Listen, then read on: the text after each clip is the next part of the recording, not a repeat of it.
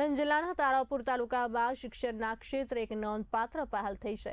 તારાપુર નગરના એનઆરઆઈ નાગરિક હસમુખ શિવા પટેલે પોતાની 12 કરોડ રૂપિયાની જમીનનું દાન કરી અહીં શૈક્ષણિક કોલેજ સ્થાપવા માટે પ્રયાસ શરૂ કર્યો છે।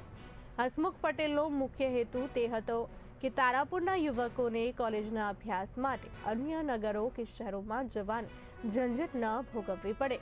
તેમના પોતાના અભ્યાસકાળમાં ખંભાત ખાતે અપડાઉન કરવાના દુઃખદ અનુભવને ધ્યાનમાં રાખીને તેઓએ ભૂતકાળના મુશ્કેલ અનુભવને ભવિષ્યની પેઢીઓ માટે સરળ બનાવવા નિર્ણય લીધો છે। ધારાસભ્ય તરીકે ચૂંટાયા પહેલાથી જ આ વિસ્તારનું શિક્ષણ અને શૈક્ષણિક આર્થિક રીતે પછાત વિસ્તાર હતો। હું ચૂંટાઈશ તો હું કોલેજ લાવીશ એવો મનમાં સંકલ્પ હતો અને ચૂંટાયા પછી સરકારમાં રજૂઆત કરીને સોયત્રા ખાતે સરકારી કોલેજ, ત્યારબાદ તારાપુર ખાતે પણ સરકારી કોલેજ સરકારમાંથી મારી માગણી મુજબ માન્યતા મળી।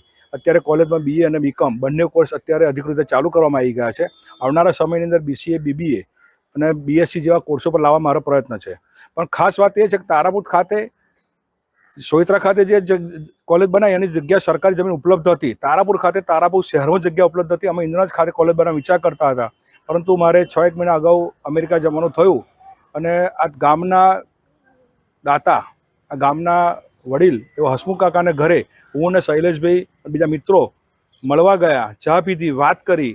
એમણે ઉદાર હાથે અંદાજે 6.5 કરોડની જમીન સરકારી કોલેજ, સરકારી લાઇબ્રેરી અને પ્લેગ્રાઉન્ડ માટે આપી અને અંદાજે 4.5 કરોડની જમીન નગરપાલિકા ભવન, ફાયર સ્ટેશન માટે આપી છે। એમ 11 કરોડની જમીન ઉદાર હાથે આજના સમયની અંદર એક લીમડાનું ઝાડ કાપવું હોય, એનો ડાળ કાપવું હોય તે બે ભાઈઓ ઝઘડે છે, એક ડાળ પણ બીજાને આપતા નથી, ત્યારે એમણે તારાપુર ગામમાં એમના પરિવારનું કોઈ રહેતું નથી, છતાંય એમણે તારાપુર પોતાના વતનને યાદ કરી અને દાન આપ્યું છે।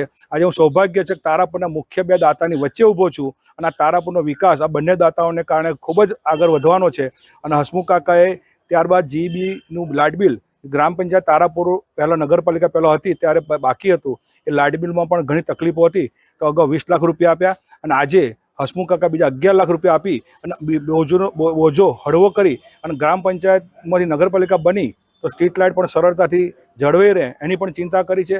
હસમુખ કાકાએ રોટરી ક્લબને પણ અંદાજે 50 લાખ રૂપિયાની જમીન 15 ગુઠા એ પણ અઠવાડિયા અગાઉ ડોનેશનમાં જાહેર કરી છે। આમ આજે હસમુખ કાકાના સૌજન્યથી તારાપુરને 12 કરોડ રૂપિયા મળ્યા છે અને આવનારા સમયમાં હસમુખ કાકાએ કહે છે કે સારું અને સત્કાર્ય કરવાનું હોય તો મને યાદ કરજો, હું તમારી સાથે છું। તારાપુરનો વિકાસ અને તારાપુર ગામનું જે કંઈ કરવાનું થશે એ કરવા માટે હસમુખ કાકા તૈયાર છે અને સાથે સાથે આ બધામાં મને પ્રેરક મારી સાથે શૈલેષભાઈ વર્જિનિયાવાળા, એમણે પણ તારાપુરની અંદર દરેક પ્રસંગો, દરેક નાના મોટા પ્રસંગો એ પણ એમના અલગ અલગ દાનથી કરતા રહે છે। તો આ બંને દાતાની વચ્ચે આજે મને સૌભાગ્ય બેની તાલુકાની અંદર અહીં કોલેજ હતી નહીં। હું ખંભાત, હું જ્યારે 64ની અંદર હતો, અહીં આગળ ભણતો હતો, મારી ઉંમર હતી 19 વર્ષની, તે દિવસે હું ખંભાત કોલેજમાં કોમર્સ કોલેજમાં ભણવા જતો હતો અને તે વખત ખોખા જોઈ મને તે વખત સપનું આવેલું કે ભવિષ્યમાં કદાચ કંઈ થશે, જો મારી કંઈ પૈસા છે તો કરાવીશ। હું ત્યાર પછી હું 34 વર્ષનો હતો તારું અમેરિકા જતો રહ્યો। અત્યારે અમેરિકામાં 45 વર્ષથી છું। ત્યાર પછી મને સપનું આવ્યું અને મેં અમારી કોલેજ ઇન્દોર જતી હતી ભાલગારાની અંદર અને અહીંથી 15 માઇલ દૂર જતી હતી, એને રોકી અને મેં વિપુલભાઈને વાત કરી। વિપુલભાઈ મારી વાતને પહેલી તો ના સાંભળી, પછી ધીરે ધીરે બનાવ્યા, વિપુલભાઈ ઓકે કર્યું, પછી આપણે એ અમેરિકા આવ્યા।